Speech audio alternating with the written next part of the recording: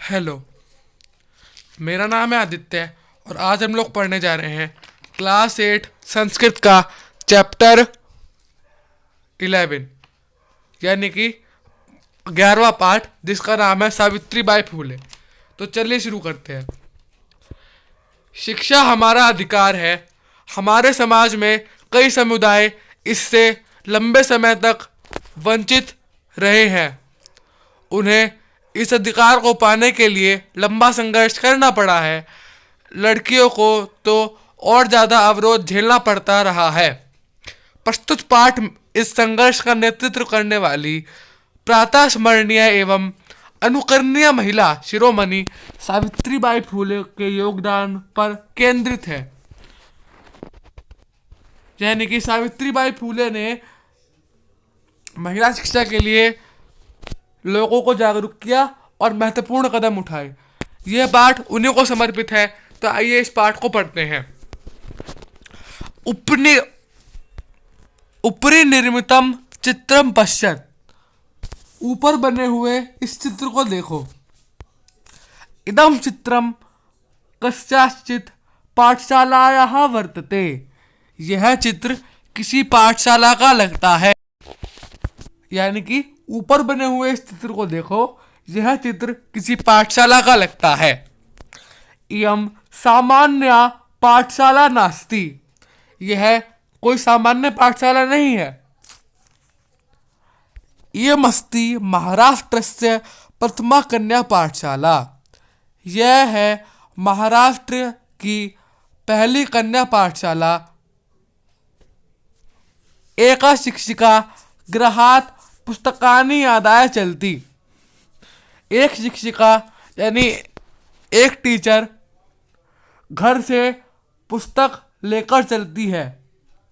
मार्गे कश्चित् तस्या उपरि धूलिम कश्चित् प्रस्तरखंडान क्षिपति।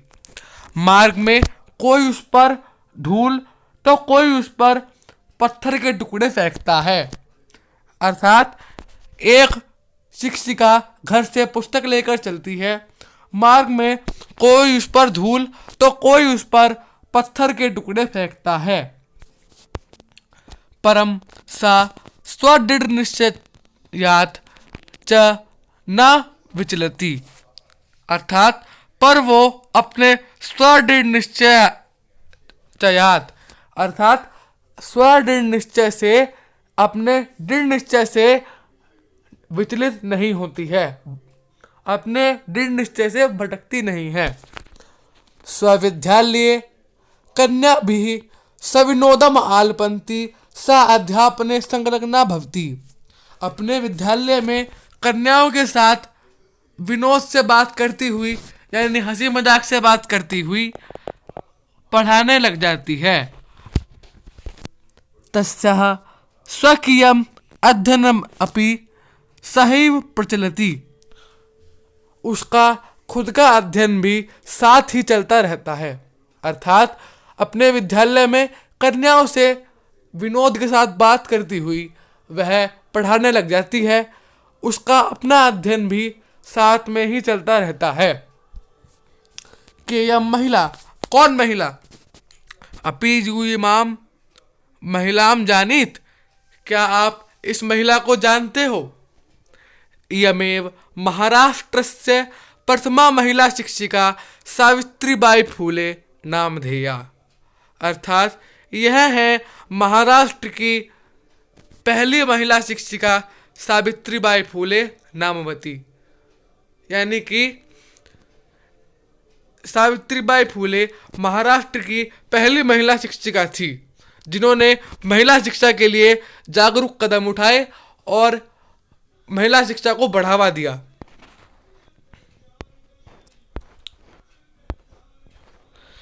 जनवरी मासस्य तृतीय दिवसे 1831 तमे ख्रीष्टाब्दे महाराष्ट्रस्य नायगांव नामिनः स्थाने सावित्री अजायत। अर्थात जनवरी मासस्य तृतीय दिवसे 1831 तमे ख्रीष्टाब्दे मतलब जनवरी मास के तीसरे दिन 1831 ईस्वी में जनवरी मास के तीसरे दिन यानी कि 3 जनवरी 1831 ईस्वी को महाराष्ट्र से नायगांव नामिन स्थाने सावित्री अजायत, महाराष्ट्र के नायगांव नामक स्थान पर सावित्री का जन्म हुआ। अर्थात 3 जनवरी 1831 ईस्वी को महाराष्ट्र के नायगांव नामक स्थान पर सावित्री का जन्म हुआ। तस्याः माता लक्ष्मीबाई पिता च खंडोजी इति अभिहितौ, अर्थात उनकी माता लक्ष्मीबाई तथा पिता खंडोजी थे, यानी कि उनकी माता का नाम लक्ष्मीबाई तथा पिता का नाम खंडोजी था। नववर्ष देशिया स ज्योतिबा फूले महोदयेन परिणीता, अर्थात 9 वर्ष की आयु में उनका विवाह ज्योतिबा फूले महोदय से हुआ। सोऽपि तदानीं 13 वर्षकल्पः एव आसीत्, वह खुद भी 13 साल के थे, यानी कि 9 वर्ष की आयु में सावित्री का विवाह ज्योतिबा फूले महोदय के साथ हुआ और उस समय ज्योतिबा फूले की आयु 13 वर्ष की थी। यतो ही सः स्त्री शिक्षायाः प्रबलः समर्थकः आसीत्, अतः सावित्र्याः मनसि स्थित अध्ययनाभिलाष उत्साहं प्राप्तवती, अर्थात क्योंकि ज्योतिबा फूले खुद भी स्त्री शिक्षा के प्रबल समर्थक थे, इसीलिए सावित्री बाई की मन की अध्ययन अभिलाषा को उत्साह मिला, यानी सावित्री बाई की पढ़ने की अभिलाषा को बढ़ावा मिला। अर्थात क्योंकि ज्योतिबा फूले खुद स्त्री शिक्षा के प्रबल समर्थक थे, तो सावित्री बाई के मन में स्थित पढ़ने की अभिलाषा को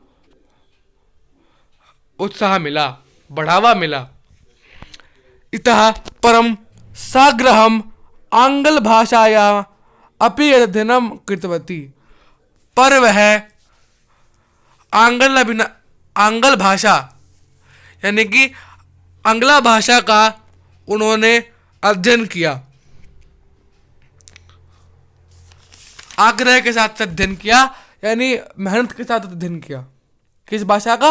आंग्ला भाषा का।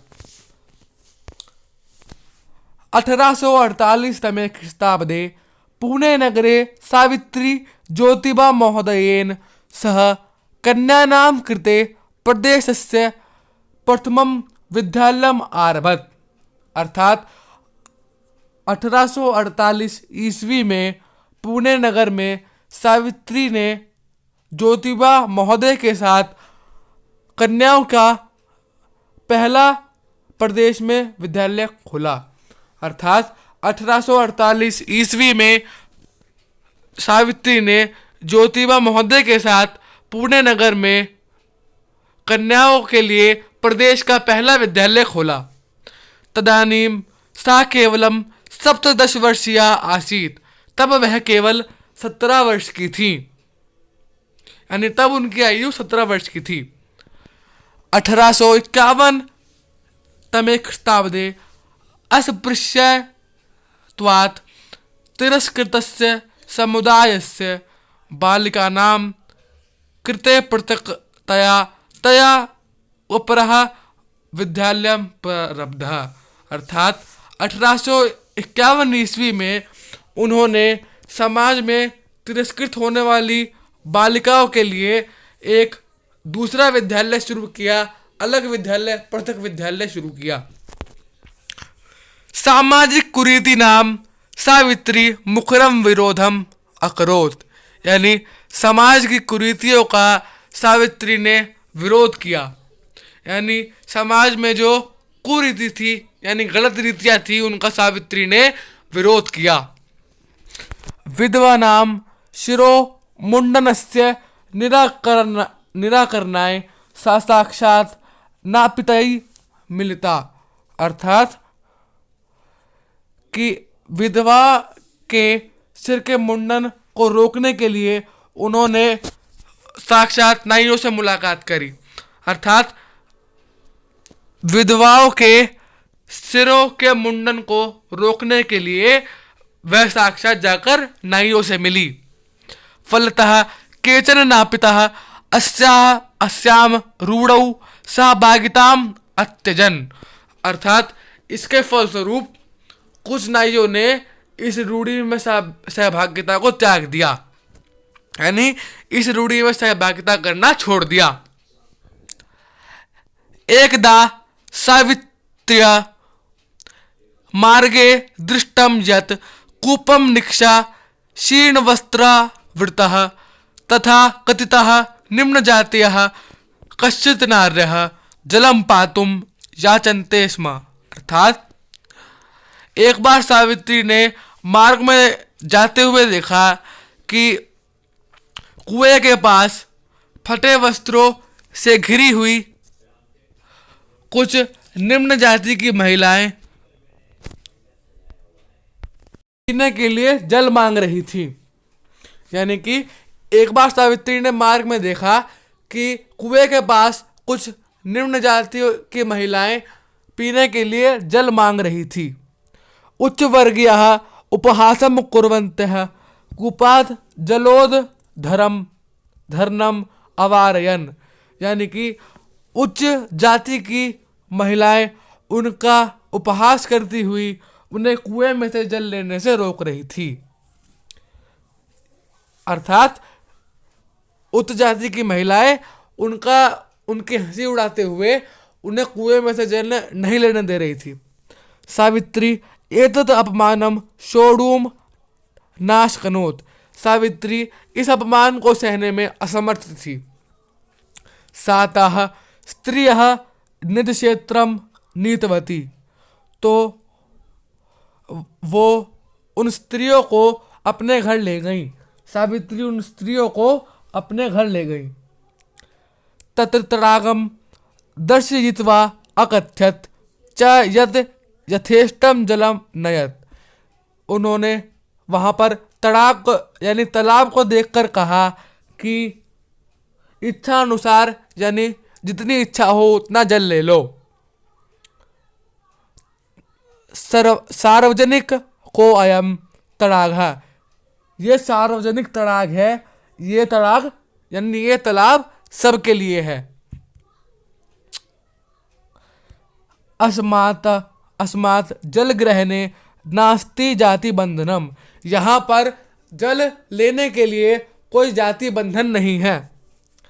तया मनुष्यानां समानतायाः स्वतंत्रतायाश्च पक्षः सर्वथा समर्थितः। अर्थात वह हमेशा मनुष्य को समानता और स्वतंत्रता का पक्ष लेती थी। यानी उनके द्वारा हमेशा मनुष्य को समानता और स्वतंत्रता का पक्ष लिया गया। महिला सेवा मंडल, शिशु हत्या प्रतिबंधक गृहम इत्यादिनां संस्थानां स्थापनायां फूले दंपत्योः अवदानम महत्वपूर्णम। अर्थात महिला सेवा मंडल और शिशु हत्या प्रतिबंधक गृह, इन संस्थाओं की स्थापना में फूले दंपति का बहुत बड़ा योगदान था। सत्यशोधक मंडल से गतिविधिषु अपि सावित्री अतीव सक्रिय आसीत्। सत्यशोधक मंडल की गतिविधियों में भी सावित्री बहुत सक्रिय थी। अस्य मंडलस्य उद्देश्यम् आसीत्। इस मंडल का उद्देश्य था उत्पीड़ितानां समुदायानां स्वाधिकारान् प्रति जागरणम इति। इस मंडल का उद्देश्य था कि उत्पीड़ित समुदायों को अपने अधिकारों के प्रति जागृत कराना, यानी अपने अधिकारों से अवगत कराना। सावित्री अनेकाः संस्था प्रशासन कौशलेन संचालितवती। अर्थात सावित्री ने प्रशासन कौशल के साथ यानी कि प्रशासन के कौशल के साथ अनेक संस्थाओं को चलाया। दुर्भिक्ष काले प्लेग काले च सा पीड़ित जनानाम अश्रांतम अविरतम च सेवाम अकरोत्। दुर्भिक्ष काले अर्थात अकाल के समय में और प्लेग काल के समय में, जब प्लेग बीमारी फैल रही थी, उस समय में उन्होंने पीड़ित लोगों की बिना थके निरंतर सेवा करी। सहायता सामग्री व्यवस्थायै सर्वथा प्रयासम अकरोत्। सहायता सामग्री की व्यवस्था में भी हर तरीके के प्रयास करे। महारोग प्रसार काले सेवार्ता सा स्वयं असाधारोगेन ग्रस्ता। 1897 तमे ख्रीष्टाब्दे दिवंगतः। अर्थात इस महारोग के फैलने से सेवा करती हुई वह खुद भी इस असाध्य रोग से ग्रसित हो गई और 1897 ईस्वी में उनका निधन हो गया। साहित्य रचना अपि सावित्री महीयते। साहित्य रचना में भी सावित्रीबाई महानीय थी, यानी उनको इस चीज में भी महारत थी। तस्याः काव्य संकलन द्वयम वर्तते काव्य फूले सुबोध रत्नाकर चेती। अर्थात उनके 2 काव्य संकलन हैं जिनके नाम है काव्य फूले और सुबोध रत्नाकर। भारत देशे महिलाओं तथ्यानास्य गहनावबोधाय सावित्री महोदयायाः जीवनचरितम् अवश्य अध्येत वयम। अर्थात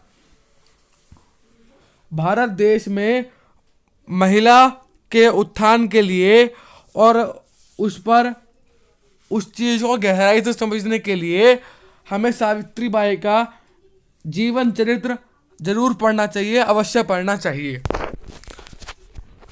अब इस पाठ के शब्दार्थ।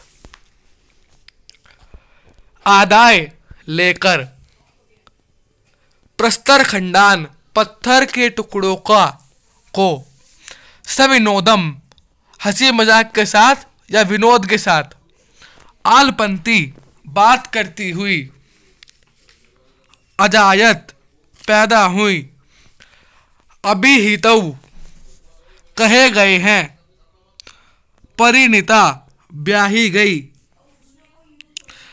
अस्पृश्यतया छुआछूत के कारण, प्रारब्धः आरंभ किया, निराकरणाय दूर करने के लिए, रूढ़ौ रूढ़ी में रिवाज में, शीर्ण वस्त्रावृतः फटे पुराने चीथड़े वस्त्रों को धारण करती हुई, पातुम पीने के लिए, शोढ़ुम सहने में, उत्पीड़िता नाम सताए हुओं का, अश्रांतम बिना थके हुए, महीयते बर चढ़कर हैं, गहना व बोधाय गहराई से समझने के लिए, गहना व बोधाय का संधि विच्छेद गहन प्लस अवबोधाय।